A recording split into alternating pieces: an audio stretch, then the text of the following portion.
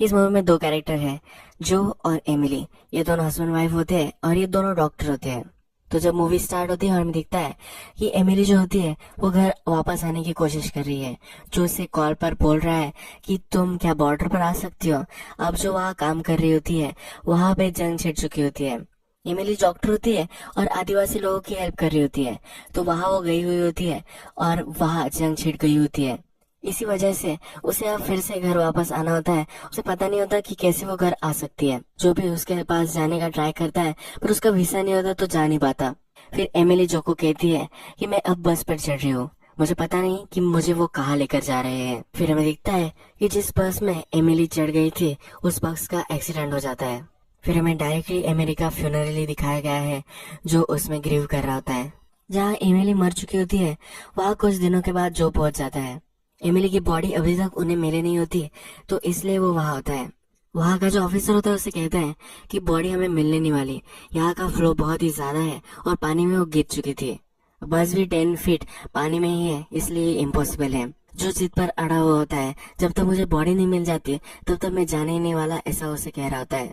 पर वो ऑफिसर उसे अश्योर करता है ये इम्पॉसिबल है, तो जो इसके बाद मान जाता है। जब एमिली का फ्यूनरल हो जाता है तो जो डायरेक्टली हॉस्पिटल में चला जाता है। अगर वो काम नहीं करेगा फिर भी उसे सौरव महसूस होगा, तो इसलिए वो काम करना चाहता है। जब वो आता है तब एक केस सुसाइड की आई हुई होती है। उसे मना कर देता है कि मैं आज इन लोगों को ट्रीट करना चाहता हूँ जो एक्चुअल में जीना चाहते हैं। फिर उसमें एक केस होती है जिसमें एक लड़की की डिलीवरी होने वाली होती है। उसकी क्रिटिकल कंडीशन होती है, तो वो डायरेक्टली डिसीजंस लेता है। माँ मर जाती है और वो बेटा बच जाता है। वहाँ की जो नर्सेस होती है उसे बोलती है कि तुम्हें कंसल्टेशन करना चाहिए था, पर उसे लगता है कि हमारे पास वक्त नहीं है और हमें डायरेक्टली ये सब कर लेना चाहिए, यानी कि डिलीवरी कर लेनी चाहिए। फिर हॉस्पिटल का जो बॉस होता है वो जो से मिलने आता है। जो ने सुसाइड की केस हैंडल करने से मना कर दिया था, इसलिए एक नर्स ने उसे रिपोर्ट कर दिया था, इसलिए अब वो जो से मिलने आया हुआ है। वो जो से कहता है कि तुम्हें जरा टाइम ऑफ लेना चाहिए, तुमने आज जो भी किया है वो जरा गलत था। जो डिसीजन तुमने प्रेगनेंसी के वक्त लिए थे वो भी जरा क्वेश्चनेबल थे। तुम्हें ग्रीव करने के लिए टाइम चाहिए। 3-4 महीने के लिए उसे लीव पर जाने के लिए बोल रहा होता है। जो फिर उस लड़की के पास जाता है जिसने सुसाइड की थी। वो उसे कहती है कि क्यों तुमने मुझे मरने नहीं दिया, मैं एक अच्छे प्लेस पर जाने वाली थी। फिर जो उसे कहता है कि तुम्हें पता है कि ये प्लेस एग्जिस्ट करता है, ये अच्छा प्लेस है या नहीं ये तुम्हें पता भी नहीं है। मैं तुम्हें अश्योर करता हूँ कि वहाँ कुछ भी नहीं है। जो भी है इसी लाइफ में तुम्हें मरना है तो मर सकते हो। वो हार्ट ब्रोकन होती है, इसलिए उसने सुसाइड का ट्राई किया होता है। फिर उसे कहता है कि जब तक तुम्हारा हार्ट किसी को मालूम ना पड़े, यानी कि तुम्हें कोई अच्छा नहीं मिल जाता, तब तक तुम्हें जिंदा रहना है। फिर हमें जो दिखता है कि बार में वो आया हुआ होता है, उसके सब फ्रेंड्स होते हैं, उनके साथ वो आता है। इसका इसमें मन नहीं लग रहा होता। उसके जो फ्रेंड्स होते हैं वो डिस्कस कर रहे होते हैं कि एमिली कितनी अच्छी थी। जो और एमिली की जोड़ी के बारे में जब वो बोलते हैं तो वो कहते हैं कि एमिली हार्ट थी और तुम ब्रेन थे। ये सुनकर जो को जरा बुरा लग जाता है और वो वहां से चला जाता है। जो जब घर पर आता है तब उसकी नेबर उसे मिलती है। उसका नाम होता है मिसेस बेलमोंट। बेलमोंट फिर उसे कहती है कि मैं आज एमिली के फ्यूनरल पे नहीं आ सकी, मुझे फ्लू था और किसी को ये लग ना जाए इसलिए मैं नहीं आई। फिर वो उसे एक पार्सल देती है कि एमिली ने पार्सल मंगवाया होता है। बेलमोंट उसे ये भी कहती है कि तुम्हारा जो बर्ड है उसने दिन भर नहीं खाया है, ये एक पैरट होता है।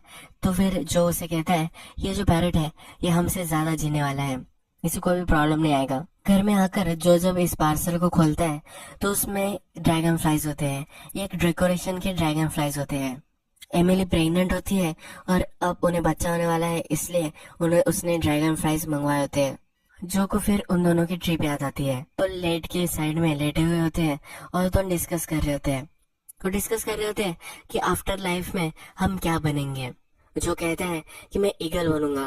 फिर एमिली कहती है कि अगर तुम ईगल बने तो तुम्हें मेरे बिना ही रहना पड़ेगा, क्योंकि मैं वेजिटेरियन हूँ तो मैं ईगल नहीं बन सकती। उसे ड्रैगन फ्लाई बनना होता है। उसे ड्रैगन फ्लाई अच्छा लगता है, वो उसका स्पिरिट एनिमल होता है। उसे अपनी वाइफ की बहुत ही याद आती है। उसकी वाइफ का जो तोता होता है वो भी उससे बात नहीं करता, वो सिर्फ एमिली से बात करता था। जब वो रात में सोया हुआ होता है तो जो पेपर वेट होता है वो गिर जाता है और इस पेपर वेट में भी ड्रैगन फ्लाई बना हुआ होता है। पूरे घर में उसे ड्रैगन फ्लाई आज दिखे थे। वो नेक्स्ट दिन हॉस्पिटल जाता है तो अपने फ्रेंड से लंच ब्रेक पर ये सब बातें करता है। वो कहता है कि पूरे घर में मुझे ड्रैगन फ्लाई दिख रहे थे। मेरा तोता भी मुझसे बात नहीं करता। ये सब वो जब बोल रहा होता है तो डॉक्टर फिर उसे कहता है कि तुम्हारी उस घर में बहुत सारी मेमोरीज है, तुम्हें उस घर को बेच देना चाहिए। जो उसे कहता है मुझे कुछ चीजें करनी है, इसके बाद मैं इस घर को बेच दूंगा। वो डॉक्टर से कहता है कि उस तोते को भी बेच दो, पर फिर जो उसे कहता है कि एमिली को मैंने वादा किया था कि उस पैरट का मैं हमेशा ख्याल रखूंगा। फिर वहाँ हॉस्पिटल का जो बॉस होता है वो आता है, जो उसे कहता है कि मैंने तो तुम्हें कहा था कि तुम्हें ब्रेक लेना चाहिए। फिर जो उसे कहता है कि मैंने एमिली को प्रॉमिस किया था उसके जो भी सब बच्चे हैं उनका मैं ख्याल रखूंगा। इसका मतलब है कि एमिली जो होती है वो कैंसर की डॉक्टर होती है, और कैंसर जिन बच्चों को हुआ होता है उन बच्चों का वो ख्याल रखती है।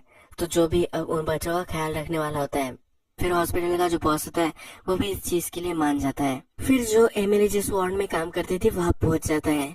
जब उसके पेशेंट की वो लिस्ट देखता है तो बहुत सारे उसमें से पेशेंट मर चुके होते हैं, बहुत ही कम जिंदा होते हैं। वो उसी वार्ड में बेंच पर सो जाता है।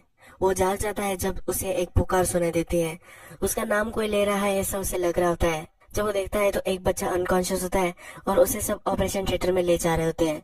वो बच्चा ही उसे पुकार रहा है ऐसा उसे लगता है।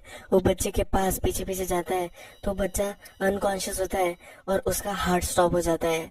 डॉक्टर उसे बचाने की कोशिश करते हैं पर वो उसे बचा नहीं पाते। जो वही होता है, वो बच्चा मर चुका था पर थोड़ी देर बाद वो जिंदा हो जाता है। सब लोग उसे बचा लेते हैं। नर्स के साथ बाहर जो होता है तो नर्स उसे कहती है कि हमेशा ये बच्चा फिर से वापस आ जाता है। जब वो मर चुका होता है उस टाइम में वो क्या क्या उसने महसूस किया था उसकी स्टोरीज भी वो बताता है। वो एक टनल के बारे में हमें बताता है। नेक्स्ट दिन जो को फिर लगता है कि उस बच्चे से उसे बात करनी चाहिए, तो इसलिए नर्स को पूछता है कि क्या तुम मुझे राउंड पर डाल सकती हो। नर्स बोलती है कि हमारा बॉस ही इसके खिलाफ है, पर उसके बॉस को वो भी हेट करती है। जो भी उसको हेट करता है तो इसमें वो जरा कनेक्ट होते हैं और फिर वो नर्स उसे उस राउंड पर डाल देती है। फिर जो जब उस बच्चे से मिलने जाता है तो वो बच्चा क्रॉस बना रहा होता है। नर्स जो से कहती है कि जब से ये उठा है यही क्रॉस वो बना रहा है। जो अपने खुद से इंट्रोड्यूस उसे कराता है और कहता है कि कल मैं आईसीयू में था। तो बच्चा, उसका नाम होता है जेफरी, तो जेफरी उसे कहता है कि मुझे पता है कि तुम वहां थे। जो उसे कहता है कि तुम तो अनकॉन्शियस थे, तुम्हें कैसे पता था। जेफरी कहता है कि मैंने तुम्हें वहां देखा था। नर्स जो को कहती है कि जेफरी के पास बहुत सारे नियर डेथ एक्सपीरियंसेस है, वो बहुत सारी स्टोरी सुनाता है, इस पर तुम बिलीव मत करो। जेफरी पर कोई बिलीव ही नहीं करता। वो नर्सों से कहकर जाती है कि इस तरह के जो डिस्कशन है यानी कि आफ्टर लाइफ की जो डिस्कशन है वो हम इनकरेज नहीं करते। सिस्टर मेडेलिन थी जो ये करती थी तो हमने उसे फायर कर दिया है। जब नर्स चली जाती है तो जो फिर से जेफरी से बात करने लग जाता है।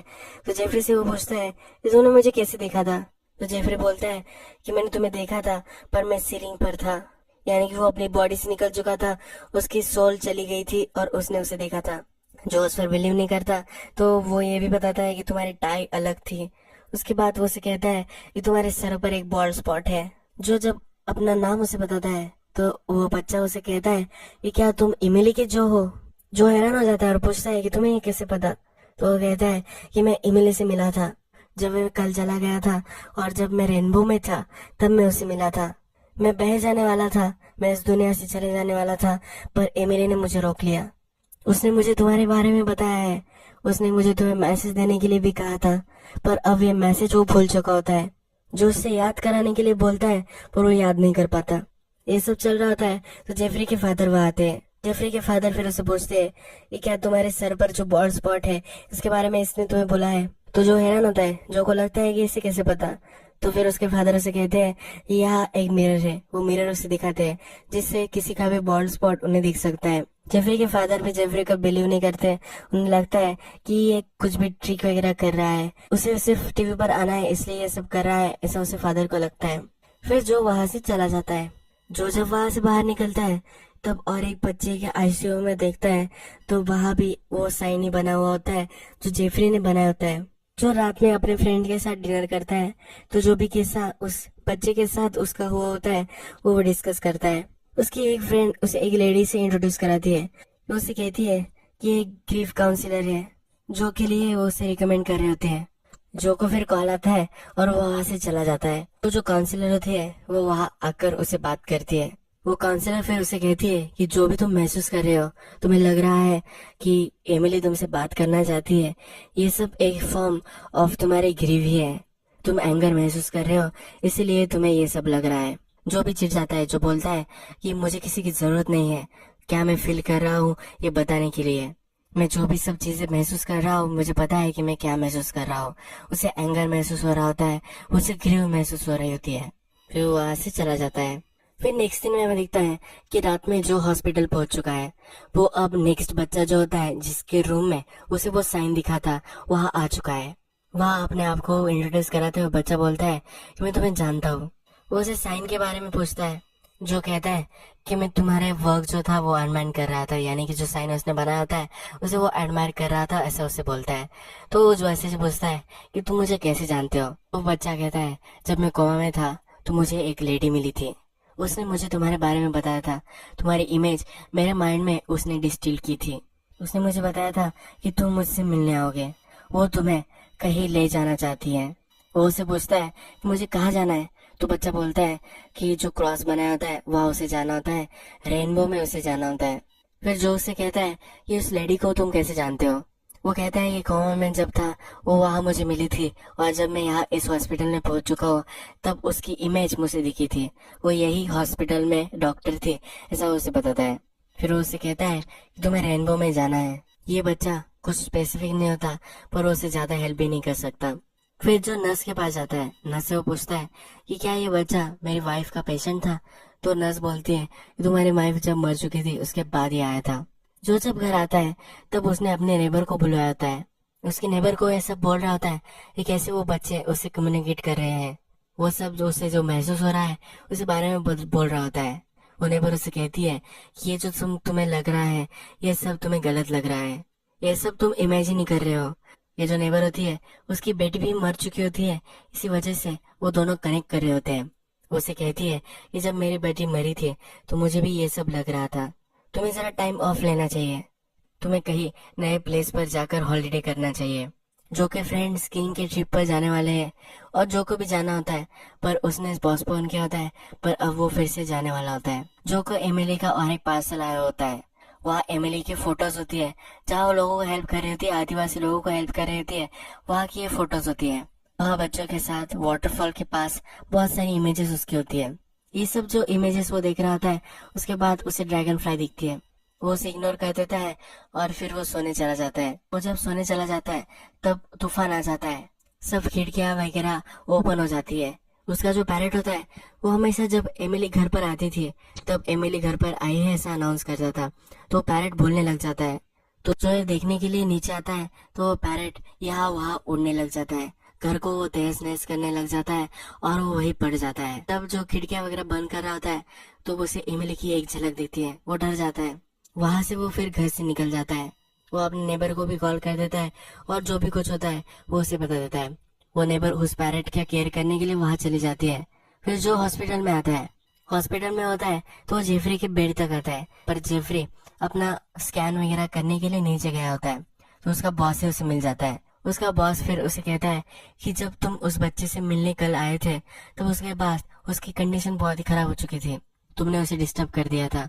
तो उसे फिर से वो ब्रेक लेने के लिए बोल रहा होता है। यहाँ हॉस्पिटल से जो सिस्टर मेडेलिन का पता निकाल रहा होता है। सिस्टर मेडेलिन जो थी वो भी आफ्टर लाइफ पे रिसर्च कर रही थी और इसी वजह से उसे हॉस्पिटल से फायर कर दिया था। जब जो घर पर आता है तब उसकी नेबर उसे कहती है कि एक सीरियस बात मुझे तुमसे बात करनी है। वो उसे गमला दिखाती है और उस पर वही साइन बनाया होता है जो वो बच्चे बना रहे थे। उसे कहती है कि ये तुम ही बना रहे हो, अगर तुमने ये बनाया होगा तुम्हें हेल्प चाहिए। वो फिर उसे ये भी कहती है कि यही साइन इस गमले पर भी है और विंडोज पर भी है। ये देखकर जो हैरान होता है फिर वो सिस्टर मेडेलिन से मिलने चला जाता है। जब सिस्टर मेडेलिन जहाँ काम करती है वहां जाता है तब सब लोग उसे इनकार करते हैं। सिस्टर मेडेलिन से मिलने हमेशा जर्नलिस्ट जाते हैं तब सब लोग उससे परेशान होते हैं, तो इसलिए उसे मिलने से सब उसे मना कर रहे होते हैं। जो फिर भी अंदर घुस जाता है और मैडलिन से कहता है कि मैं रिपोर्टर नहीं हूँ, वो डॉक्टर है, ऐसा उसे बताता है। मैडलिन फिर से उसे बात नहीं करना चाहती क्योंकि ये जॉब पर होती है और इस जॉब पर उसे निकाला जा सकता है, और अगर इस जॉब पर ऐसे उसने कुछ बात की तो उसे निकाला जा सकता है। वहाँ का जो बॉस होता है वो पुलिस को कॉल कर देता है। जब जो वहाँ से बाहर निकलता है तो पुलिस उससे जब पूछताछ कर रही होती है तो मैडलिन ये सब देख रही होती है। मैडलिन फिर एक बच्चे से एक मैसेज भिजवाती है, इसमें मैडलिन से मिलने के लिए टाइम दिया होता है। फिर हमें चर्च में ये दोनों बात करते हुए दिखते हैं। मैडलिन से कह रही होती है जो तुम्हें लग रहा है ये सब रियल है, ये सिर्फ तुम्हारे माइंड में नहीं है। फिर वो उसे एक्सप्लेन करने के लिए बोलती है कि किसी भी तुम एनेस्थेलॉजिस्ट से पूछो तो वो तुम्हें बताएगा कि जब माइंड अनकॉन्शियस होता है तो उसमें 100 लेयर्स होते हैं, पर जब वो एनेस्थेसिया देते हैं तब 10 ही लेयर तक तुम पहुंच सकते हो। तुम्हें बहुत सारी चीजें पता ही नहीं है। वो उसे कन्विंस कर रही होती है जो भी ये सब हो रहा है ये रियल हो सकता है। जो उसे कहता है कि क्या ये मैं इमेजिन नहीं कर रहा हो सकता, तो कहती है कि इमेजिनेशन और रियलिटी में बहुत ही कम फर्क होता है। तुमने भी जब डॉक्टर तुम्हें बनना था तो तुम्हें इमेजिन किया होगा कि तुम्हें डॉक्टर बनना है और तुम बन गए। तो रियलिटी और इमेजिनेशन इतने अलग अलग नहीं है। उस सिंबल के बारे में जो उससे पूछता है पर उसे उसके बारे में कुछ भी नहीं पता होता। जो एक बुक उसने लाई हुई होती है उसमें वो चेक कर रहा होता है कि वो सिंबल कहाँ उसे मिलेगा या नहीं, पर उसे फिर भी वो सिंबल कहीं नहीं मिल रहा होता। नेक्स्ट में वो देखता है कि जो अपने हॉस्पिटल में होता है और वहाँ एक इमरजेंसी की केस आती है। जो का फ्रेंड जो डॉक्टर होता है वो वहाँ नहीं होता और फिर वो जो को कॉल करता है। वो कहता है कि ये जो आदमी है वो अब मर चुका है तो इसके ऑर्गन्स मुझे चाहिए। ये एक ऑर्गन डोनर होता है तो किडनी ट्रांसप्लांट के लिए ये डॉक्टर उसे होल्ड ऑन करने के लिए बोल रहा होता है। जो फिर उस आदमी के पास जाकर खड़ा होता है। सब जब वहाँ से चले जाते हैं तो जो को लगता है कि फिर से वापस आ चुका है। उसका ECG जो होता है उसमें स्पाइक उसे दिखते हैं। फिर वो आदमी जो जो पुकारने लगता है पर ये आवाज इमिली की होती है। ये देखकर वो बहुत ही डिस्टर्ब हो चुका होता है। जब सब लोग वहाँ आते हैं तब वो उनसे कहता है कि अभी इसे मत लेकर जाओ, ये अभी भी जिंदा है। जब उसका फ्रेंड भी वहाँ पहुंच जाता है और EKG दिखता है तब इसमें कुछ भी स्पाइक्स वगैरह नहीं होते। जो उस आदमी को लेकर जाने के लिए रेजिस्ट करता है पर सब लोग उसे फिर पकड़ लेते हैं और उसे रोक लेते हैं। इस पर अब पुलिस के चार्जेस लग जाते हैं। वो जेल में होता है तो उसकी नेबर आती है और उसे वहां से छुड़वा लेती है। उसकी नेबर उसे कहती है कि अब तुम्हें इस सब से दूर निकल जाना चाहिए। तुम्हारा हाउस वगैरह सब तुम सेल कर दो। तुम्हें क्लोजर नहीं मिला है इसलिए तुम ये सब कर रहे हो। तुम्हें अगर इमिली की बॉडी मिल जाती तो तुम ये सब नहीं करते। उसका क्लोजर उसे ढूंढना चाहिए, ऐसा उसे कहती है। जो भी अब ये सब करने के लिए मान जाता है। वो अपने फ्रेंड के पास जाता है और अब वो ट्रिप पर जाने वाला होता है। हाउस को भी वो सेल करने वाला होता है। वो फिर हाउस में होता है और सब पैकिंग कर रहा होता है। जब वो फिर से घर में आता है तब वो जब सब चीजें उसने पैक की थी उसमें से सब चीजें तहस नहस हो चुकी है। वह उसे उसका मैप मिलता है जहाँ उसे जाना होता है।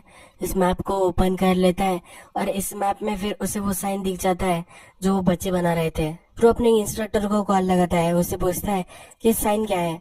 तो इंस्ट्रक्टर उसे कहता है कि वाटरफॉल का साइन है। फिर इमिली ने उसे जो फोटोज सेंड की होती है वो देखता है।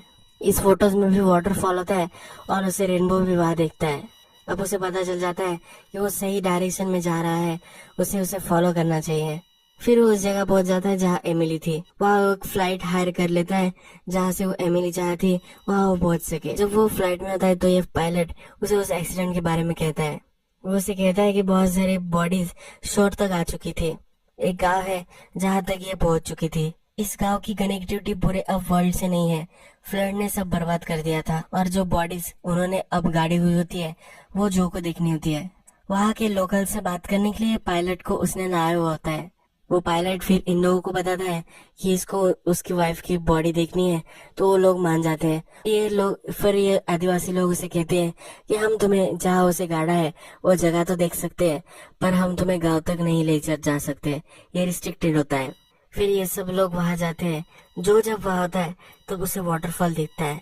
वो उसे पता चल जाता है कि कहाँ गाँव है। जो उस आदिवासी लोगों को इमिली की फोटोग्राफ दिखाता है। वो फिर दोनों लोग झगड़ा करने लग जाते हैं। एक बोल रहा होता है कि गांव तक इसे ले जाना चाहिए पर दूसरा उसे रिस्ट्रिक्ट कर रहा होता है।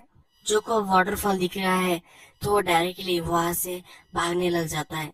वो ड्राइवर भी उसके पीछे भागता है। वो भागते भागते एक कड़ा पर आ जाता है। वहाँ नीचे पानी होता है तो पानी में भी वो डूब जाता है। उस पानी में उसे जिस बस में इमिली थी वो बस उसे दिखती है तो उस बस में वो चला जाता है। उस बस में थोड़ा थोड़ा पानी भर रहा होता है फिर भी उस बस में ही वो रहता है। इस बस में जब पूरा पानी भर जाता है और वो भी अब अनकॉन्शियस हो जाता है तब उसे इमिली उसके सपने में दिखती है। फिर इस विजन में उसे दिखता है कि एमिली जब उस बस में थी तो वो जिंदा थी। वो अनकॉन्शियस होकर उस गांव तक पहुंच गई थी। जब जो को ये पता चल जाता है तो जो पायलट होता है वो उस बस से उसे निकाल लेता है, उसकी जान बचा लेता है। वो पायलट से बोलता है कि अब हमें फिर से वापस चला जाना चाहिए। हम जब रात तक पहुंच गए तो हम यहाँ से बचकर निकल जा सकते हैं। जो अब भी जाने के लिए रेडी नहीं होता और गांव की तरफ भागने लग जाता है।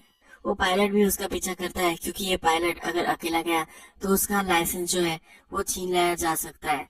तो इसलिए अब उसके पास चॉइस नहीं होती और जो का वो पीछा करता है। जो जाते जाते इस गांव तक पहुंच जाता है। जब जो वहां पहुंचता है तब सब आदिवासी लोग इसको घेर लेते हैं। फिर वो अपनी वाइफ की तस्वीर उन सबको दिखाता है। वो सब लोग इसकी वाइफ को जानते हैं। वहाँ फिर एक ओल्ड लेडी आती है।